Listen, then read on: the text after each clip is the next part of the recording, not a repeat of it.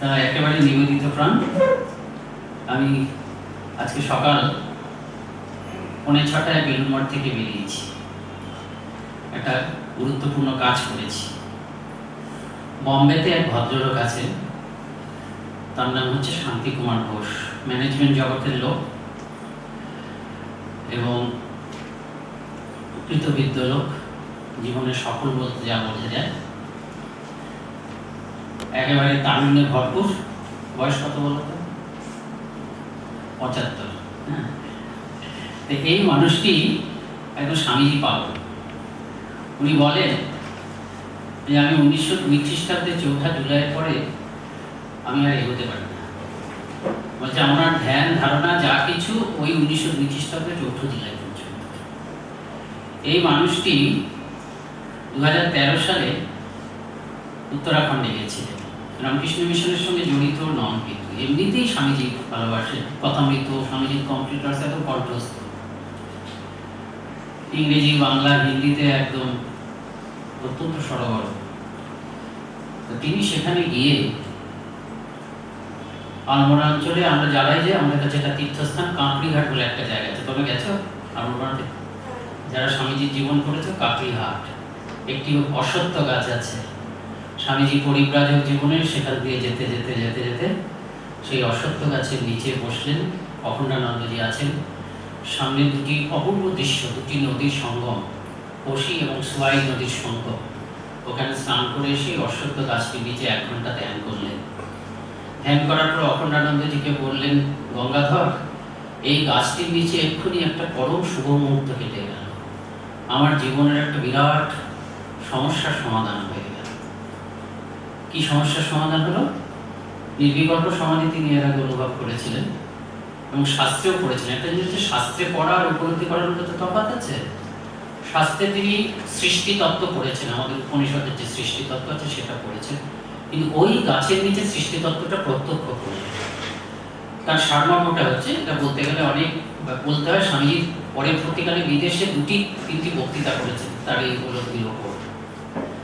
যেটা তার উপলব্ধি হলো যে আমরা বলছেন যে microcosm and macrocosm are made on the same plan.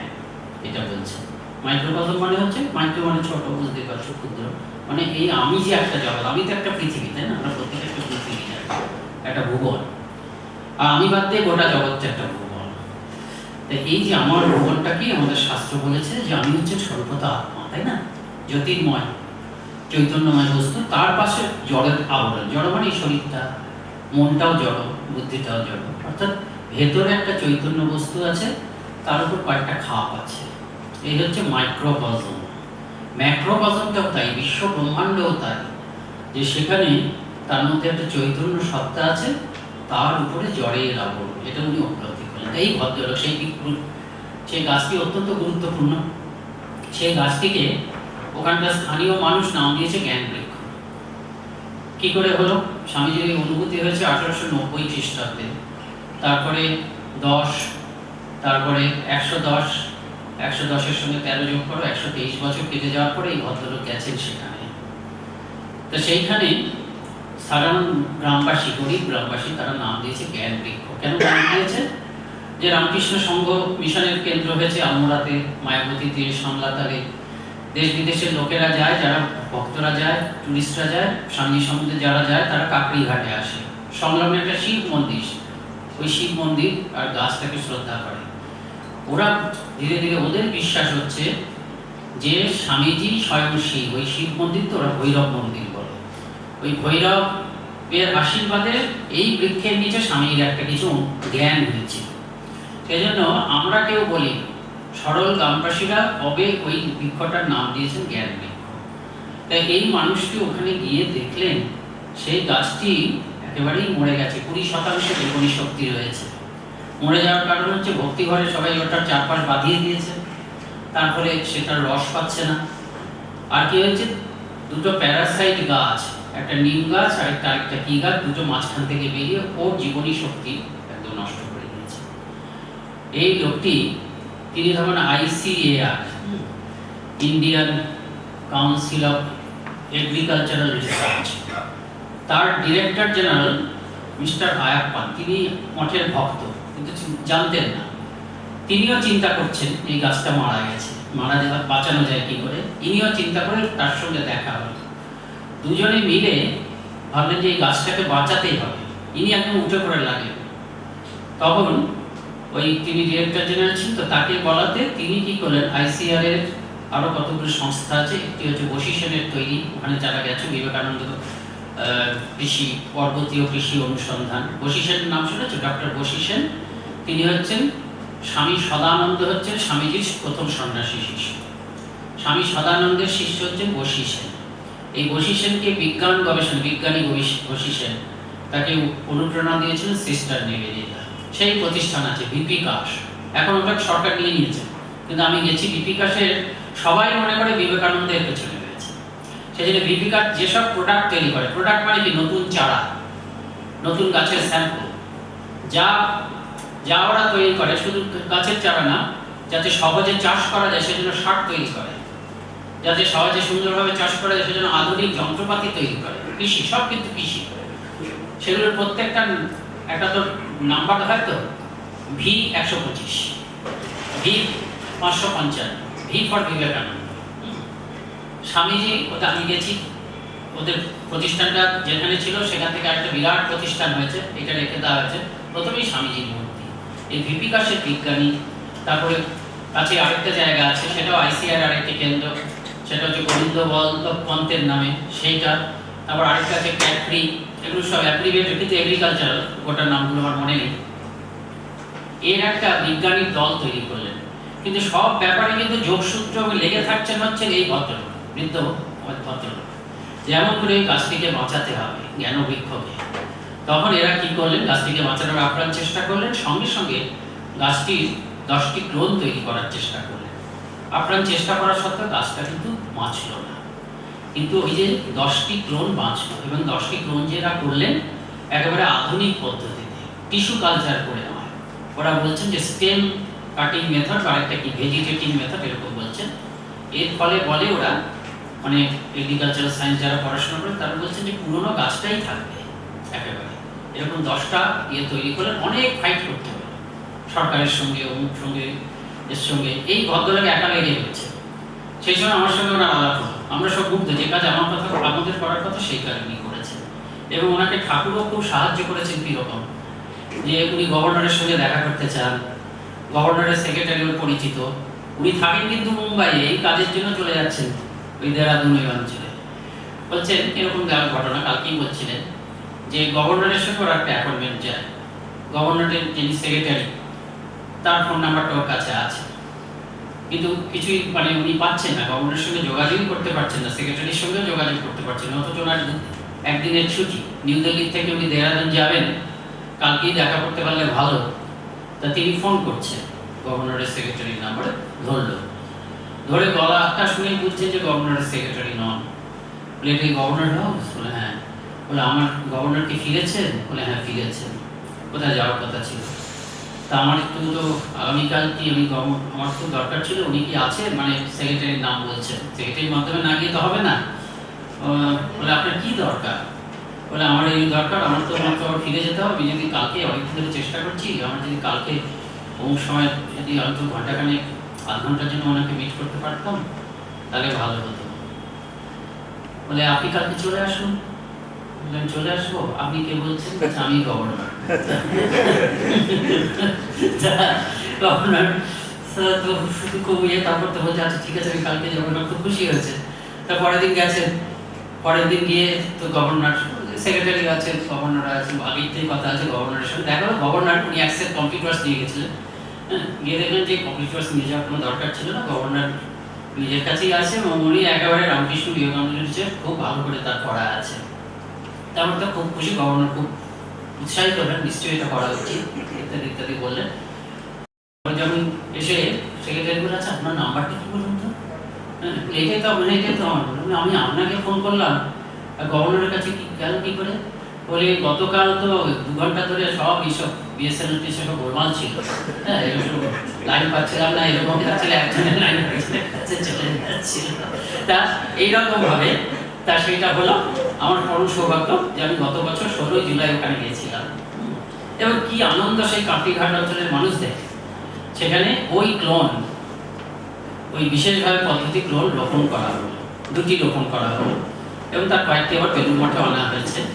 এবার উনি কি করলেন, এবার ওনার হলো যে স্বামীজি পরিব্রাজক জীবনে আলমোড়ার যেসব জায়গায় গেছে সব জায়গাতে উনি একটা করে ফলক বসাবেন। ফলক মানে ওই মানে ইয়েতে মানে একবারে পাথরের ফলক না। তা সেইটি করতে গিয়ে ওনাকে অনেক বাধার সম্মুখীন হতে হলো, কিন্তু উনি কিন্তু করে ফেলেছেন। এখন আলমোড়াতে যেসব জায়গায় স্বামীজি গেছে, ইংরেজি এবং হিন্দিতে সব জায়গায় কেউ যদি যায় এখানে এসেছিলেন সবাই জানে। শুধু তাই নয়, অনেক যেগুলো জানা যায় না সেই সব জায়গাগুলো উনি বের করেছে। যেমন মৌরনাগা ডাক বাংলো, আমরা যদি জীবনীতে পড়ি স্বামীজি শ্রী, তোমরা যারা পড়েছো স্বামীজির জীবন ভালো করে, স্বামীজি একবারই মায়াবতীতে গেছে এবং মায়াবতীতে যাচ্ছেন কোন সময়, সেই সময় 19বিংশ শতাব্দী শেষ হচ্ছে, বিংশ শতাব্দী শুরু হচ্ছে। 1899 খ্রিস্টাব্দে, 1900 খ্রিস্টাব্দে শেষ হয় নাকি, হ্যাঁ 1899 শেষ হয়ে 1900 আসছে। পথে আছে তিনি মৌরনাগা বলে একটা জায়গায় ডাক বাংলোতে রাত কাটিয়েছেন। আচ্ছা, যাকে জিজ্ঞেস করা যায় লোকে বলে দেয় যে এই যে মৌরনাগা ডাক বাংলো দেখা যাচ্ছে ওইখানে স্বামীজি রাত কাটিয়েছেন, কিন্তু অ্যাকচুয়ালি ওই ডাক বাংলোতে স্বামীজি রাত কাটাননি। ওটা ডাক বাংলো, বর্তমান ডাক বাংলো অনেকদিন পরে তৈরি হয়েছে এবং জায়গাটা মৌরনাগা, সেজন্য লোকে খুব সরলভাবে এটাকে বলে। ওনার সন্দেহ হয়েছে এটা নয়, এবং জনকে একটু শুনে হচ্ছে কে ওকে কোন কে একজন বলেছে, ওই গ্রামের লোক না অন্য জায়গায় ওই ডাক বাংলোটা একটু পাওয়া যায়।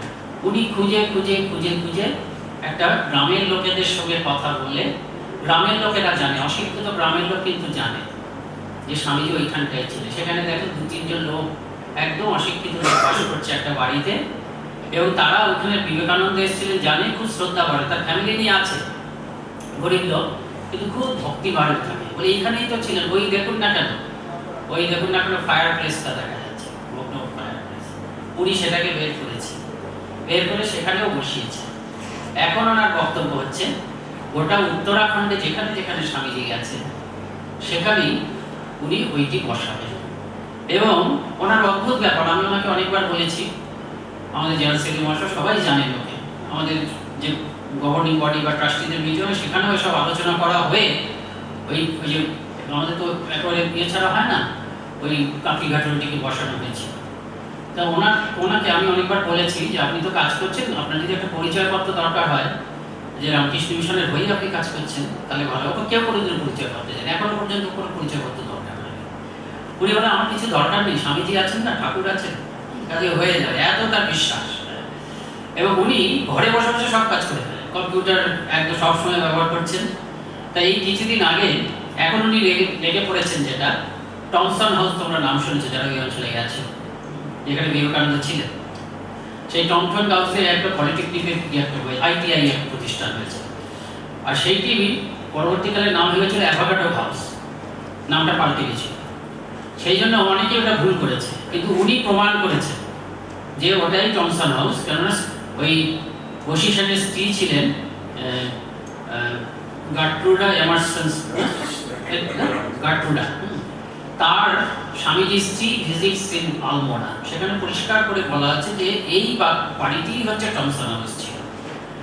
তা সেইটা শিগগিরই সেই টমসন হাউসটাও সেইখানে একটি ঘরে ITI-কে তুলতে হবে না, সেখানে স্বামীজির মূর্তি স্থাপিত হবে। স্বামীজির মূর্তি বাইরেও উনি স্থাপন করেছে, কিন্তু স্বামীজি যে ঘরটায় ছিলেন সেইখানে সেই ঘরটাকে স্বামীজির মূর্তি এবং ইতিহাসটা লিখে দেবেন, এটা তিনি করতে প্রায় সক্ষম হয়েছে। কিছুদিন আগেই তিনি 5 মিনিটের একটা অ্যাপয়েন্টমেন্ট চেয়েছিলেন ওই উত্তরাখণ্ডের চিফ মিনিস্টারের কাছে, এবং তিনি সব তৈরি হয়ে গেছে। এবং ওখানে একজন ভদ্রমহিলা আছেন, তিনিও আমাদের খুব ভক্ত, কোন ইয়েতে আছেন জানি না, কিন্তু IS, তিনি বাঙালি কিন্তু অবাঙালির সঙ্গে বিবাহ হয়েছে, সুচিস্মিতা পান্ডে তার নাম।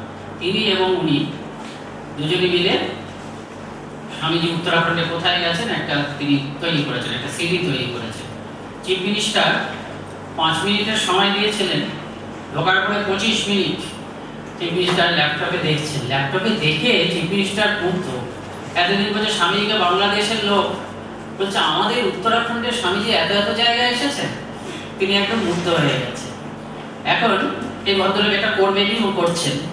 তিনি এখন যেটা চাচ্ছেন ওই বাগবাজার অঞ্চলে, যেমন তিনি উত্তরাখণ্ডে আলমোড়াতে করে ফেলেছেন, কুমায়ুন অঞ্চলে হয়ে যাবে, বাগবাজার অঞ্চলে অন্তত তিনি লোকে দেখবে মানে ওইখানে তো ঠাকুরমা স্বামীজির পদচিহ্ন, মানে গলিতে গলিতে ঠাকুরমা স্বামীজি আছে, সেইটিকে আইডেন্টিফাই করার জন্য আমি গত বছর ঘুরেছি।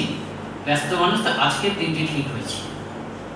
তা আজকের দিনে আরো দুটি বাগবাজার অঞ্চলেই থাকেন। বাগবাজার অঞ্চলটাকে একটু হাতের তালুর মতন ছেলে, দুটি ছেলেকে আমরা পেয়েছি। ছেলে মানে তোমাদের মতন, মানে তোমাদের থেকে সুমনদের থেকে একটু বড় আর কি। এরকম দুটি ছেলে, তারা আমার সঙ্গে ছিল। ওই শান্তিবাবু ছিলেন, আমি ছিলাম। আমরা আজকে 6:45 থেকে 12:30 পর্যন্ত ওই অঞ্চলেই ঘুরেছি। আমরা ওই আমার ড্রাইভারকে বললাম যে কত, আমরা ঘুরেছি 10 কিলোমিটার মাত্র, কিন্তু এই 10 কিলোমিটার ঘুরেছি হেঁটে হেঁটে হেঁটে হেঁটে 6:45 থেকে 12:30 পর্যন্ত সব জায়গায় ঘুরেছি, দেখেছি কোন জায়গায় কি আছে, আইডেন্টিফাই করা হয়েছে। পরে এখন দেখা যাক কি করা যায়। তো মানে উনি ব্যাপারটা করবেন আর কি। তারপরে মাস্টারমশাইয়ের বাড়িতে আমরা লাস্টে গেলাম। সেখানে এখন তো আমাদের সেন্টার হয়েছে, তোমরা জানো তো, মাস্টারমশাইয়ের কথা বলতে হোক। সেখানে দুপুরে করে 1:30টার সময় আমি রওনা হলাম। রওনা হয়ে ইনস্টিটিউট অফ কালচারে এসে পৌঁছালাম হচ্ছে 2:15, না ভুল বললাম, 1:30টার সময়। আবার আরো বাকি দেখলাম অনেক কিছু, কারণ আমাদের জন্য সবাই অপেক্ষা করছে। তো আবার বেরিয়ে ধরো 2:30 বা 2:15 পর্যন্ত সব দেখলাম। দেখে ইনস্টিটিউট অফ কালচারে এসে যখন পৌঁছলাম 2:45 বাজে, তারপর একটু স্নান করলাম, করে তোমাদের কাছে চলে এলাম।